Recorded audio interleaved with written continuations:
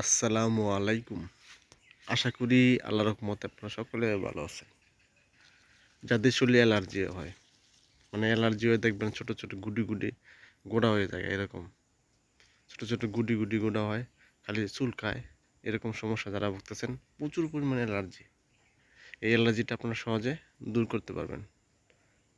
এই জন্য আপনারা ভিডিওটা দেখতে হবে, চিকিৎসা শিখতে হবে। ইনশাআল্লাহ চিকিৎসাটা যদি শিখতে পারেন, আপনার বাসায় বসে ঘরোয়া পদ্ধতিতে আপনার শরীরে অ্যালার্জিটা সহজে দূর করতে পারবেন। এটা হলো বড়ই পাতা। বড়ি পাতা দেখবেন মানুষ মরলে বড়ি পাতা দিয়া বাড়িতে গরম পানি করে গোসল করা হয়। কারণ হলো এই বড়ি পাতা কিন্তু শরীরের জীবাণু ধ্বংস করে,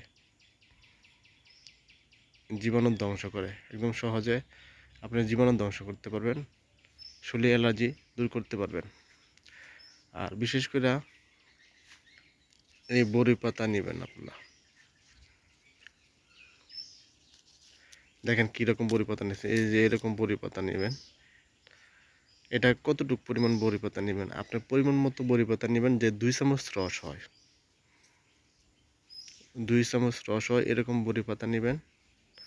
নিয়ে এটা পাটায় রস করবেন, 2 চামচ যে রস হয়, এই 2 চামচ রস সকালবেলা খালি পেটে খাবেন। সকালবেলা খালি পেটে 2 চামচ রস যদি খেতে পারেন, দেখবেন একটানা কতদিন খাবেন, আপনার 15 দিন একটানা খাইতে হবে। 2 চামচ একটানা প্রতিদিন 15 দিন করে খাইতে হবে। 15 দিন খেলে আপনার শরীরে অ্যালার্জিটা সহজে দূর হয়ে যাবে। আর আরেকটা জিনিস, ভিটামিন সি জাতীয় খাবার খেলে কিন্তু অ্যালার্জি সহজে দূর হয়, যেরকম লেবু, মাল্টা, কমলা, এগুলো কিন্তু ভালো কাজ করে শরীরে অ্যালার্জি দূর করার জন্য। এগুলা খাওয়ার সবসময় চেষ্টা করবেন। আর বিশেষ করে ধুলাবালু থেকে 60% আপনার অ্যালার্জিটা মানে হয়ে থাকে। এই জন্য সবসময় চেষ্টা করবেন ধুলাবালু থেকে সবসময় দূরে থাকার জন্য।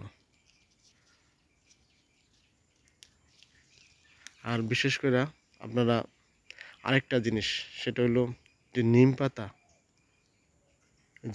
পাতা, কিছু পরিমাণ নিম পাতা নিয়ে এটা পানিতে, মানে 1 কেজি বা 1.5 কেজি পানিতে নিয়ে নিম পাতা নিয়ে এটা গরম করবেন। এই বড়ি পাতা দিয়া, পরিমাণ মতো পাতা দিয়া, বড়ি পাতা নিম পাতা দিয়া গরম কইরা 1-2 কেজি পানি দিয়ে গরম করবেন। দিয়া এই পানি দিয়া, যে পানি দিয়ে গোসল করেন, এই পানির সাথে মিশাইয়া গোসল করবেন। অল্প কয়েকটা দিন, 4-5 দিন গোসল করবেন, দেখবেন শরীরে যে জীবাণু আছে এগুলো ইনশাল্লাহ সহজে দূর হয়ে যাবে।